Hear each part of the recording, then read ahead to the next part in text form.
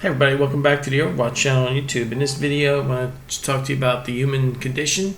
Now you have your atheists out there, and they're basically reductive materialists, whether they want to admit it or not. And they pretty much feel that humans are just biological robots, basically. Consciousness is an illusion, you know, the stuff that they espouse. And then you have your religious people that want to tell you that the human body is a temple. Now I say that all the data and evidence, if you take a look at it without being cynical, without being a pseudo-skeptic, without, dismissing evidence to make your worldview fit, to keep up your worldview so that you don't have to change it, then I would submit that the true analysis of the totality of evidence and data about our reality is that we're in some kind of prison environment or trapped here. It's not for benevolent purposes. Maybe our energy from our spirit bodies or our energy beings that we actually are feeding something, or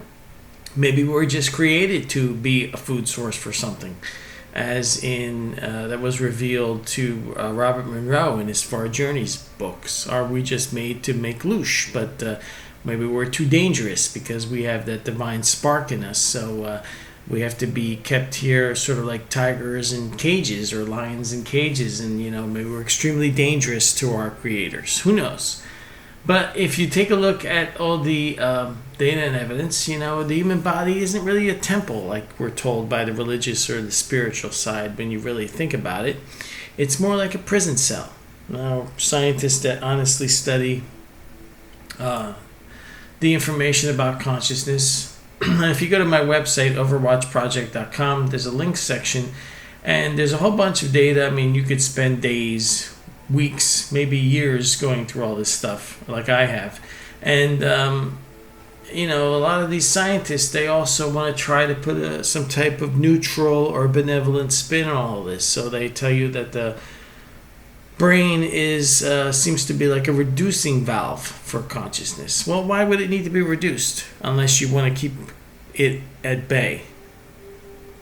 So think of the body as like a prison cell, if you would, for the purposes of our talk here. And what do you have? You have limited abilities. Your ability to what people experience, your near-death experiences. Oh, and let me say this. Every now and then I'll get the typical NDE is a hallucination comment in the comment section, and I gotta tell you, folks. I gave the last person that put that comment in there this kind of answer like this. Hallucinations then cured Anita Moorjani of cancer. Hallucinations corrected a hand deformity that a man had from 9 years old that all doctors admit and that couldn't have been fixed without surgery, but he was over 60 years old, had an NDE, and within hours his hand was healed. A hallucination did that. That was a case documented by Dr. Penny Satori. Hallucinations allow people to go into other places, other rooms, other places outside of a hospital room, witness events that are later confirmed by doctors, nurses, or other people as being factually correct, or a patient able to describe medical procedures they have no knowledge about, like the Pam Reynolds case, or the Maria Shu case, which was mischaracterized by Christopher Hitchens as he tries to deflect people from when he was alive from knowing the truth. Please, okay, with the hallucination stuff. Hallucinations don't cure cancer. Hallucinations don't let you witness factual events. But you can't get through to these people because they're locked into a worldview and they have to be cynical about the information. So anyway, back to my point. If you take a look at what we know, and it's ridiculous to think that consciousness doesn't go on beyond the body at this point, and with the brain, with all the evidence that we have, it's ludicrous. So what does it all mean? Well, this whole body is a temple thing is kind of nonsense. If you think of it, if you're in a prison cell, you have a tiny window, you can look out your window, you have limited freedom, very limited freedom. Most of your freedoms are taken away. what do people talk about when they finally get out of their bodies in the NDE state? Oh, they have a tremendous sensation of sudden freedom. You're outside there and you have tremendous clarity. Blind people can see. You have the ability to communicate with telepathy. You can know what the doctors and nurses are thinking as they're trying to revive your body if you're in a hospital setting, for example. These are just factual things I've pulled from many cases. And with all this information about that, and then to try to say that it is benevolent is sort of, I don't know, it doesn't jive. It doesn't make sense with the data and evidence. And then there's the other side of this, people that will admit that we're in a matrix reality, and they're on YouTube. They have interesting concepts like breaking your soul contract, etc. But then they also include other things that don't make any sense to me, like like I've heard this more than once from more than one person, where they tell you to meditate or to to break your soul contract, and they want you to ground yourself to the earth. Have you heard that one? Some of them say that. And I'm thinking to myself, if this is a prison reality, and which it looks like it is, and we're trapped in these bodies, and we have limited ability to think and perceive and to reason, and then we have all these issues, and why would I want to ground myself to the building that's the prison, which is the earth? I mean, isn't that what they're saying? And I think of it as a comparison. You have your prison building and a prison cell, and you're in a prison cell. In order to get out of the prison, they want you to ground yourself to the actual prison complex, which is the material universe. That's, I don't know, that doesn't jive to me. I would say just have the attitude that you know what's going on, and the thing is that I've heard this from people that claim that they've had OBEs, and I've heard it from in some NDE cases, so I kind of believe it.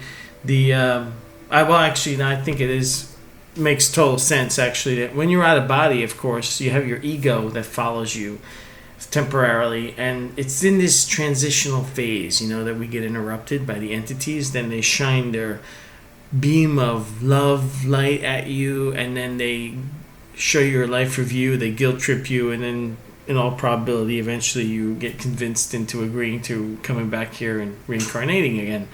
But and then you have your mind blank and the whole process starts all over again.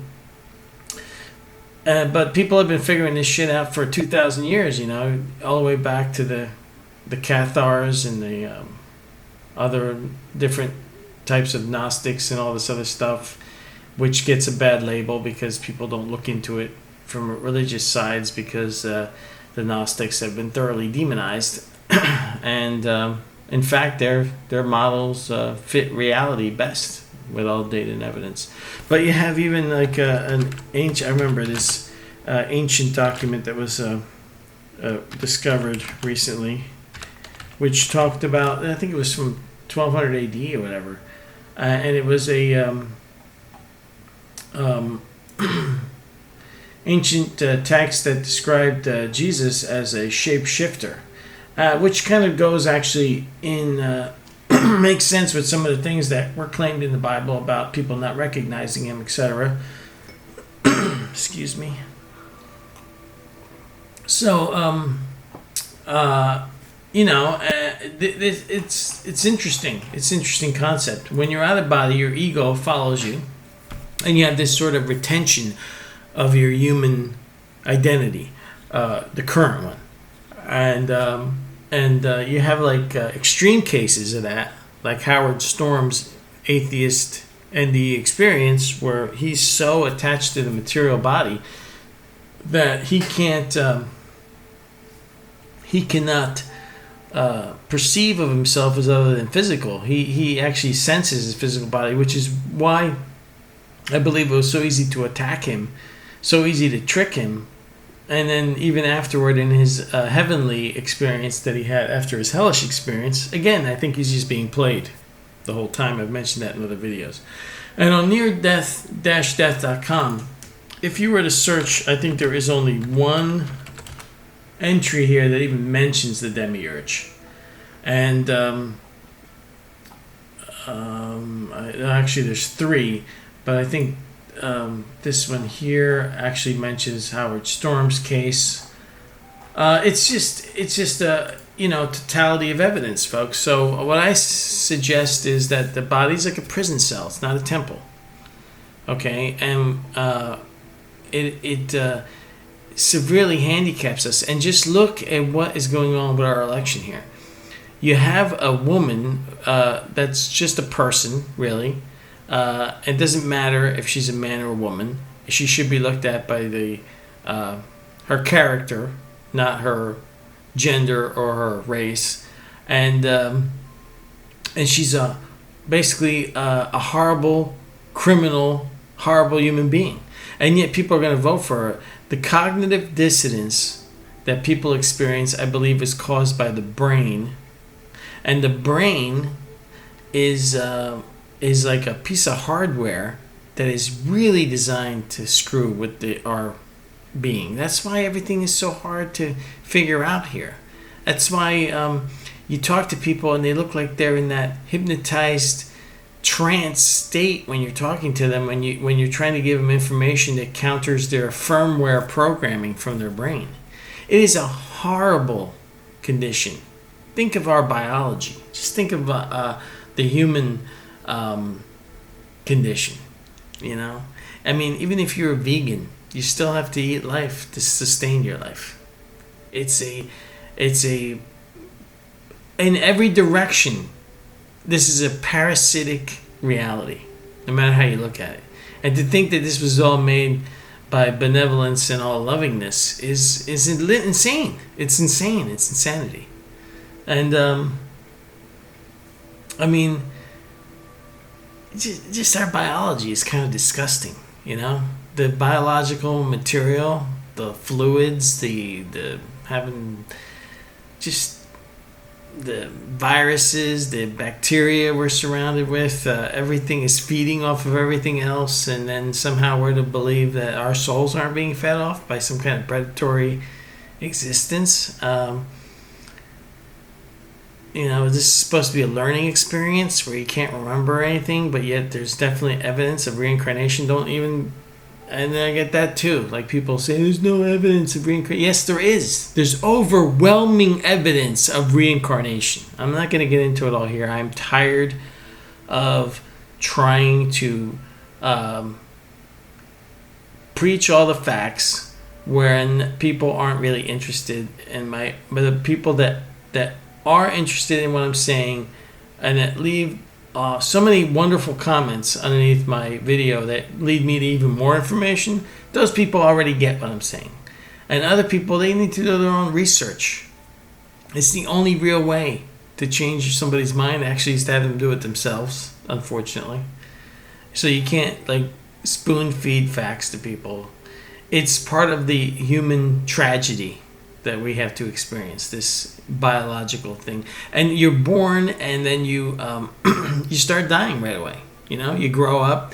Let's say you're lucky enough to be good looking, attractive in your society, in your culture, and let's say you're lucky enough to live in an advanced society and in relative freedom, and you're healthy all your life, and you're attractive, healthy, and you work out, you eat right, and you're going to die anyway. There's nothing's going to stop it. And these idiots with their transhumanist movement are working on a flawed model where they believe that consciousness is just a product of the physical brain. And that's why their shit will never work. They will never create immortality for themselves because they are not their brains. And until they acknowledge that, it's not going to happen. And the other cool, interesting thing is that if they were to acknowledge it, that they actually might, who knows what they would be capable of doing. Because if people were to acknowledge the data and evidence and actually acknowledge the facts about our reality, could you have your energy being enter a artificial body and merge with it? Like we're trapped in these biological robotic bodies that we're born with? I don't know. It's an interesting thing to think about. So, our reality is a prison reality. So why wouldn't our bodies be prison bodies, prison cells? And I would recommend, if you're new to this information, go to my website and check out the Intel and study links. And then underneath that is the Matrix links, which has a lot of information also. I also want to point out that just because I link to something doesn't mean I completely agree with everything here. Everything has to be judged against raw data and evidence available, which is something you have to accumulate over a lot of time and research. And then you have to use logic, real logic, not the logic that atheists claim that they use when they have a system of non-belief despite evidence. I mean, that's really what's going on there. It's like you have your... I'm not going to believe something in spite of the evidence. Yay, I'm an atheist. And I'm going to believe this in spite of the evidence. Yay, I got my religion and my dogmas and doctrines. Yeah, that's pretty much it. And then there's people like you that watch my videos that understand where I'm coming from here. And we are apparently a small number of people, because there is a reality establishment, just like the media establishment that controls our news, just like the political establishment. They're all cabals. They're all interrelated to each other. And they're all part of this globalist, utopian, fucking tyrannical bullshit fest that they're having over there. So, but we're, with Brexit and possibly other things going on, who knows, maybe they will be weakened. And people on the internet that can free think, at least for now, we can all share our ideas. And like I said, I've gotten some tips from people,